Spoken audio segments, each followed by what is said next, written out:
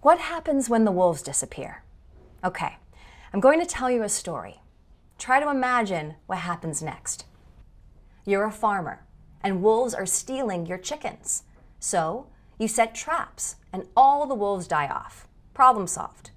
But have you created a new problem? With no wolves around, deer invade the nearby hills, and the deer eat all the hillside plants. So, who cares? Well, you do. With no plants to hold it, the soil becomes very loose and no longer holds the rain. Instead, storm water races down and floods your field and wipes away your crops. Even though you thought you were a smart farmer, was it worth saving your chickens if it meant losing your whole farm? So why share this story? What's the point? Well, what this story shows us is how every animal is part of a complicated system. If we allow whole species to disappear, no one can predict the result. And although we can't predict the long-term effects of allowing different animals to die off, we do know that our planet is stronger when there are many different species of animals and plants. And right now, there are more than 3,000, that's right, 3,000 endangered species. I know what you're thinking. One way to save endangered animals is to make sure people don't kill them. Most countries have laws that limit hunting and fishing. Isn't that enough? No. Though hunting laws are great, they're not enough. You see, hunting isn't the only danger that animals face. Here are a few other dangers and some creative solutions.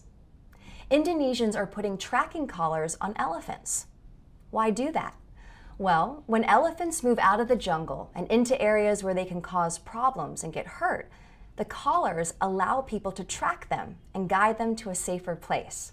Clever, right? Here's another smart idea: a magnetic fish hook.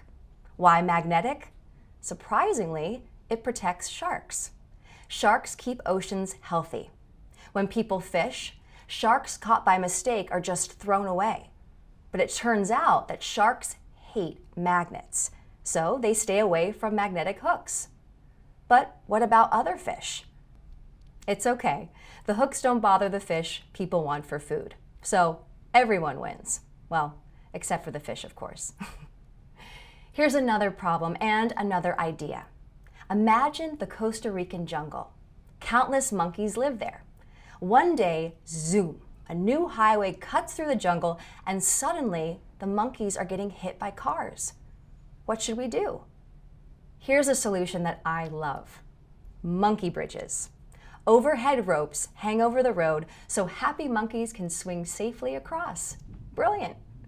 You want to hear another idea? Let's start with the problem. In Japan, turtles were getting stuck crossing the railroad tracks. Now, turtle tunnels let them go under the rails. Cool, huh? Okay, smart collars, magnetic hooks, monkey bridges, turtle tunnels. What do you think a bee highway is? This is incredible. In Oslo, the capital of Norway, too many tall buildings meant bees were disappearing in the city. So they started creating a bee highway, made up of rooftop flower gardens and shelters that help bees survive as they travel across the city. Genius. So it's clear that with a little bit of effort and creativity, we can protect wildlife, but we need to do a lot more of it. Not all of the animals we need to save are big and beautiful like wolves and elephants. Some are tiny or ugly, and some are even dangerous. But every animal is part of a complicated system. If we allow whole species to disappear, no one can predict the results.